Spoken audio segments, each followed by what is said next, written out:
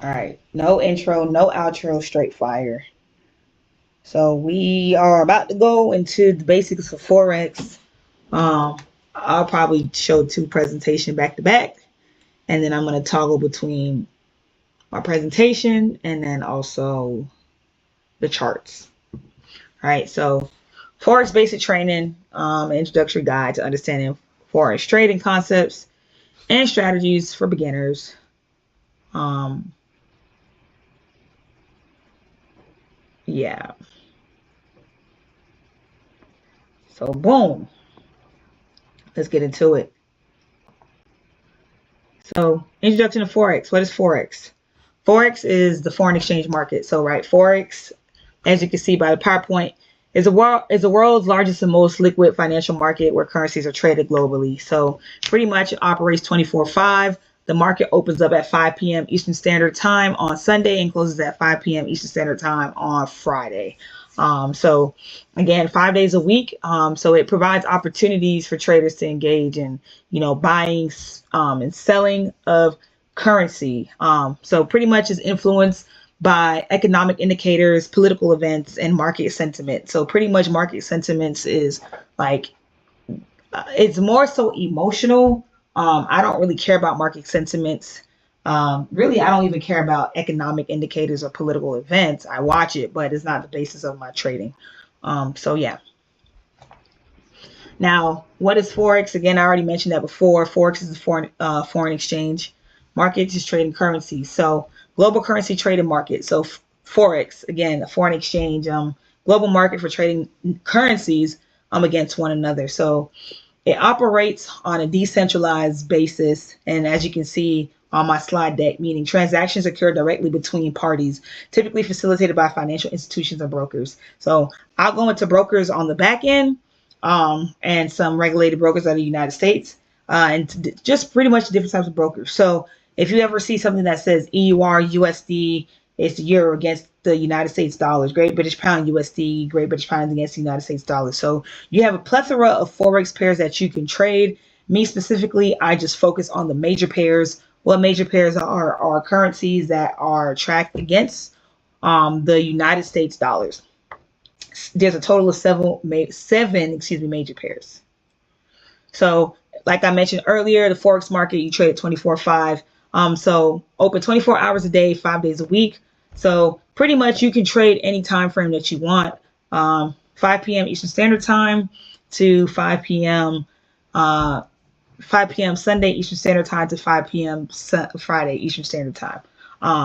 So pretty much allowing you can trade across different time zones. So you have different sessions. You have the New York session, you have the Asian session, you have the London session. Those are like the three major sessions that you can trade in the Forex market. I trade or I look for opportunities at 5 p.m. Eastern Standard Time, which will go into my strategy. And if my pending order is executed, usually it's executed around the Asian session. I let it ride out between London and New York session until it hits take profit. So Forex is the largest financial market. So as the largest financial market in the world, the Forex market, has a daily trading volume that exceeds $6 trillion. So this is huge. So because it is so big, it attracts a wide range of participants from banks, corporations, individuals like myself and you, who are considered retail traders and institutional investors. So people who have brokerage firms. We call them the big whales. So how money is made in Forex? Pretty much two ways. So buying low and selling high. So in Forex trading, the primary method of generation profit is to buy currency pairs at a low price and sell them at a higher price. So this fundamental principle applies across all trades in the market. So prime example, let's say you have a pair of shoes that is valued at $150. If the shoe goes on sale for $120, you deem that shoe at a discounted price. So you buy that shoe for $120. Now, 2-3 years later from now, you sell the shoes at $210, you just gained a profit. Same thing with the opposite. Like if you know that something is valued at $210, but you know that it is depreciated in price, you can sell it at $210, or excuse me, you can sell it, you can have a price that you want to sell it at. So let's say you bought it at 210, you know that's going to go down to 150. You sell it to 150, whatever that difference is, you just made profit on it. So buying low and selling high. So going long. So when traders believe that the currency will appreciate in value, they open a long position, effectively betting on the currency's rise. So a successful long-term trade occurs when the price indeed rises, allowing traders to close their profit positions. So like I said earlier, you have something that you know is worth a lot in value, but you get it at a discounted price. You know something is worth $210. Let's say you get it at $190. You know the value is going to go up. So you go long and then you sell at 210. Whatever the difference is, you make that profit. Going short. So is used when traders expect the currency values to decline. By selling the currency pair first and then buying it back at a lower price, traders can profit from the price difference, as mentioned before. Okay, so candlesticks. So understanding candlestick representation. So each candlestick represents price movement over a specific time period, allowing traders to analyze trends and reversals effectively. So candlestick body dynamic. The body of a candlestick shows the opening and closing price. A filled body indicates a closed price below the opening price, while an empty body indicates the opposite. So wicks indicating price range. Wicks or shadows represent the highest and the lowest price during the time period, showing the volatility and trading range within the time frame. So toggle over to, boom, my chart. These things that go up and down are candlesticks, right? So just how I have my chart calibrated, blue are buy candles and then white are sell candles. So pretty much to sum everything up that I said in the previous presentation, right? This right here, sell candle. Boom. This right here, the blue, buy candle. Now, with sell candles, because it is going down, right? Price opens at the top and price closes at the bottom.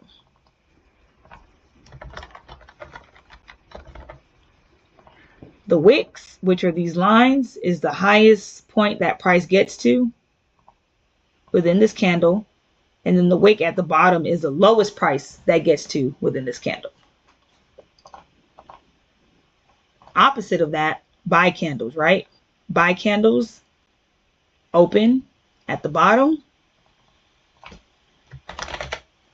and buy candles close at the top.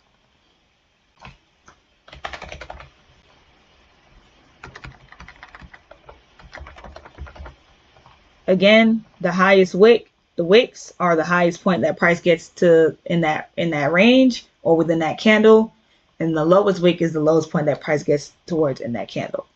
Now, when it comes to candlesticks, you have different time frames. So let's say, boom, I go to the daily candlestick, and in a daily candlestick, it's 24 candles because in the day, it's 24 hours. So I went ahead, I just circle that. If I go down to the hour and you literally count how many candlesticks, it will be 24 candles within one day. Same thing with if I go from the 1 hour to the 30 minute. If you count each candle within the day's period, there'll be 48 candles. I'm not going to count it. It's on you to do your research and get familiar with the charts, because that's how essentially you learn. But literally every time frame, you have your daily candle, you have your 1 week candle, which is 7 days in the 1 week candle. You have a 1 month candle, depending on what month it is. It'll be 30 days or 31 days, which will mean 31 daily candles in this 1 month candle. If you're having issues understanding candlesticks, I recommend the Japanese, I probably butchered this, trading Bible. And it explains how candles open, close, and different types of candles that they are. Me, personally, I don't really worry about too much about the candles and candle formation because that's just not a part of my strategy. All right. Boom. So market structure. You have market structures. Uptrend is higher highs, higher lows. An uptrend is characterized by the formation of higher highs and higher lows, indicating that the market is gaining bullish momentum and buyers are willing to pay more than the previous highs. So let's say I go to the 1 hour time frame. You have higher highs and higher lows.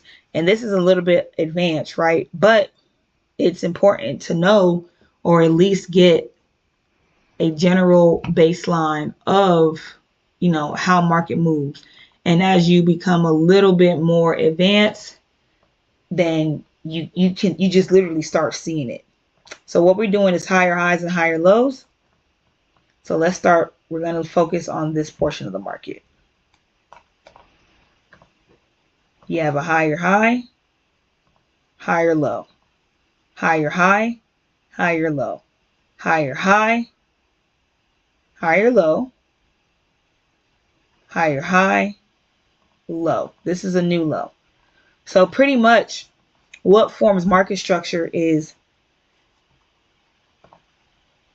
this high is higher than this high. This high is higher than this high. This high is higher than the previous high. This low is higher than the previous low. This low is higher than this previous low. This low is higher than this previous low.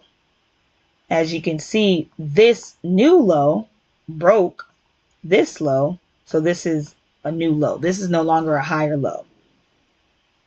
This high is higher than this high, right? So on and so forth. That is higher highs and higher lows. Now, when I was starting off in the market and I wanted to pretty much learn market structure, what I did was go to an indicator named higher high, higher low, and it pretty much marked it out for me. Okay, well, it didn't mark. This stopped October the 13th, so pretty much it marked it out for me, where I have my lower low, high, higher low, higher high, higher low, new low because this low broke this low. This is all minor structure, etc., etc. So depending on how the market prints, kind of shows you the shift in momentum, whether it be a high, a low, lower low, lower high. And this helps you read price action, again, which will be described later on. Inversely, you have downtrends. So lower lows and lower highs. So a downtrend consists of lower highs and lower lows, signaling that sellers are dominating the market and pushing price down over time.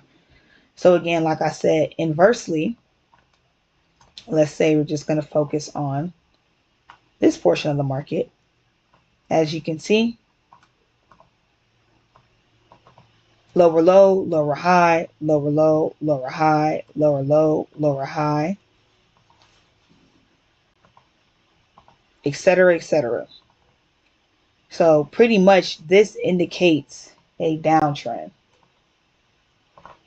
And again, at first it's a little bit intimidating, but over time, once you start seeing the market for what it is, it'll be second nature to you, and you'll be able to look at the charts and be like, oh, okay, this is now on a downtrend. Sideways and consolidation. So that's another way how the market moves. So this right here, the market moving side to side, is considered consolidation. The market only moves in three ways, right? You have an uptrend,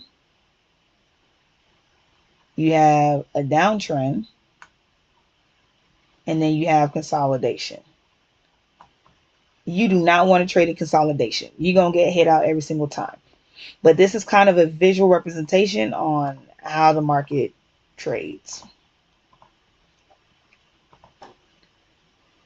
Now, pips and how to count them. So with pips, and again, this is just a general interview, I will go over this in further detail by segments for each one of these categories. So a pip, it represents the smallest price movement in the Forex market, serving as a standard unit of measurement for currency pairs. So pip value is different in different pairs. So most currency pairs, a pip is equivalent to 0.0001, indicating a minor change of value. However, for the Japanese yen pair, it's an increment of 0.01 due to their different decimal structures. So example of pip. So in a practical example, when the euro moves from 1.1 to 1.1010, it signifies a movement of 10 pips, which is essential for traders to measure profit and loss accountability. To some traders, 10 pips is not a lot. To others, 10 pips can make or break you, especially if you are a scalper, again, which will be discussed later on. So different types of analysis, which I mentioned earlier, right? So analyzing historical price data. And this is what I am big on. I am a technical analysis person. So technical analysis involves analyzing the historical price data through charts to predict future price movements. It relies on various graphical representation and statistical indicators to make informed decisions. So I like trading volume profile, which is a form of technical analysis. And I also like to see what price has done in the past and what price is currently doing. That's how I trade.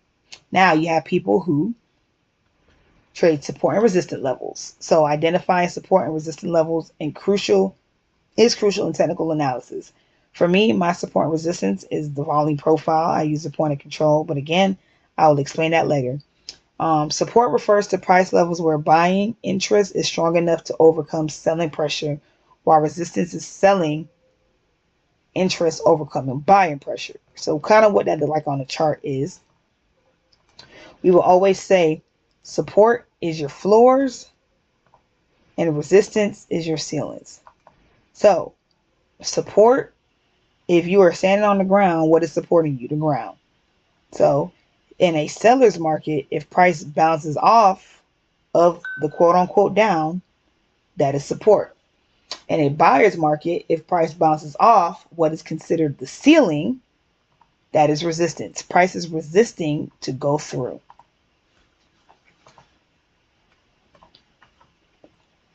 So utilizing technical indicators. So technical indicators such as the moving average and relative strength index helps traders quantify trends and measure market momentum, enhancing decision during trades. Again, for me, I used to be the type of person that used a bunch of technical analysis things on their charts, right? I had the MACD, I had the RSIs, I had all of that stuff, and all it did was confuse me. So literally, with all these things, I stopped using it, and all I do now is I solely use the volume profile. And again, I will get into that later on once I start breaking this up into segments. This is like the general overview of what Forex is, but this is volume profile.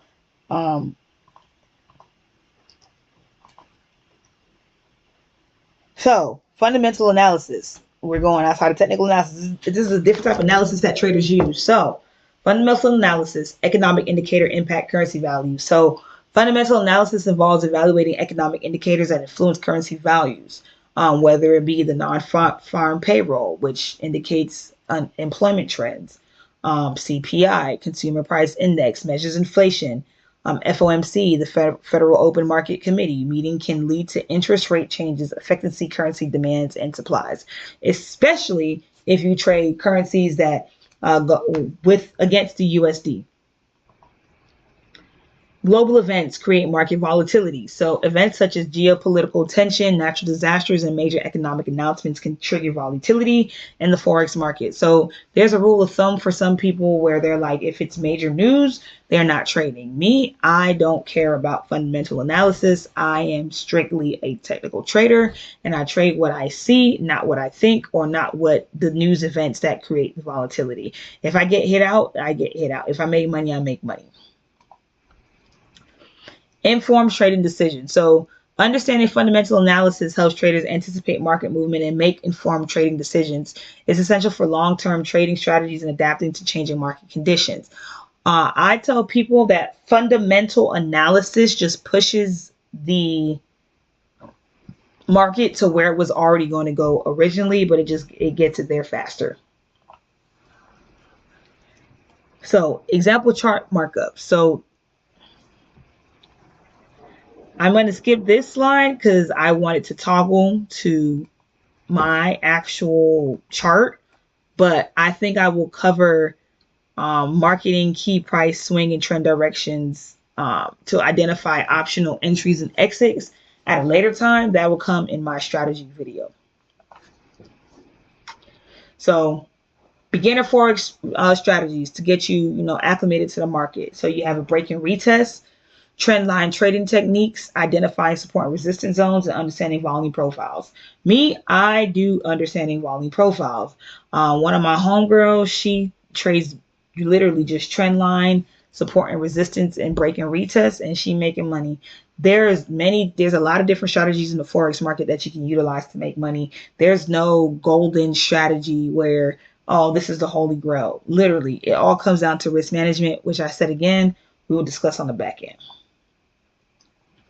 So what are brokers? Brokers play a crucial role in the Forex market by acting as an intermediate between traders and the market. They provide essential services such as leverage, which allow traders to control large positions and facilitate order execution, ensuring trades are executed efficiently. So I can't tell y'all what to do. You have regulated brokers and you have unregulated brokers. I will have you look up both because there's pros and cons to both. Me personally, I have had all three accounts, Forex, Owanda, and IGUS. What works best for me is Owanda because it is integrated into TradingView and I can trade directly off of TradingView. So I'm not toggling between my broker and TradingView.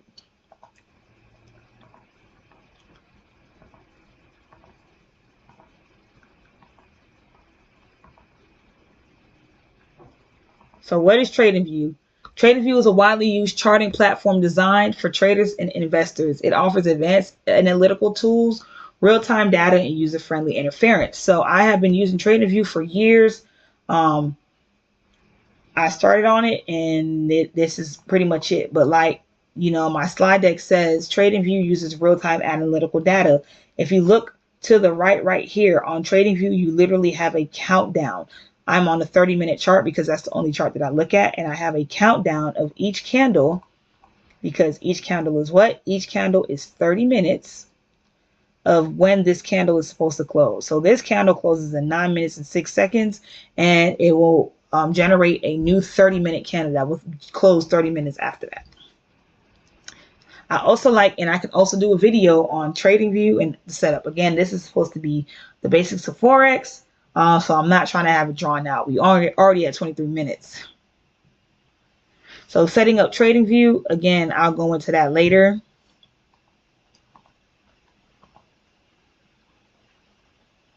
And I'm just going to stop right there. So this comes into strategy. Again, that'll come on a later video. So just wanted to go over the basics of Forex. I was not expecting this video to be this long, but we are here. I'm probably going to delete it and do it again to consolidate it and make it a little bit more concise. But hopefully I was able to give you the basics of Forex so you can at least get started. All right, no intro, no outro, straight fire.